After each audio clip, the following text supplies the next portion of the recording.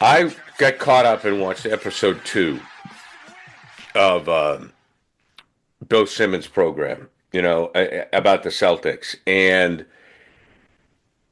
I guess there's so much. I mean, if folks are watching, if you haven't seen it, you have to get up and you have to watch the first 2 episodes.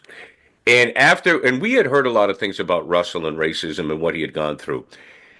But to me, this documentary puts it at another level, at a whole different light, to the point where I wondered, do you think Russ ever thought about asking for a trade?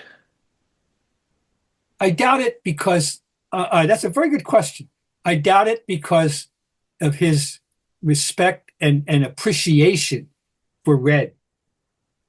He very well knew, he said repeatedly over the course of his career that it wouldn't have been the same for him anywhere else.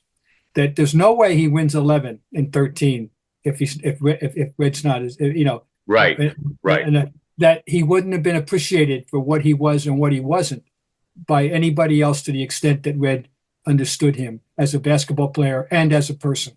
And but primarily, and it, no, it just I think he knew how lucky he was to have the luck. I mean, he had no control over this, to wind up in Boston compared to winding up in, God forbid, Rochester, Right. or he couldn't go to St. Louis because that's part of the deal of the thing. St. Louis wasn't going to accept a black player, period, in 1956. So anyway, great question. And I just throw this one out there, but as the total aside, think about this in the course of people when you watch this documentary.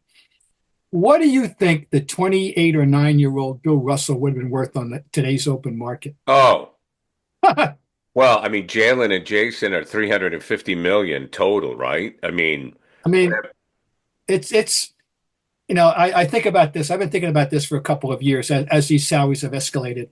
What would prime of life, 26, 5, where Jayson Tatum is now and Brown, right? What would Bill Russell be worth on the open market? yeah, I mean,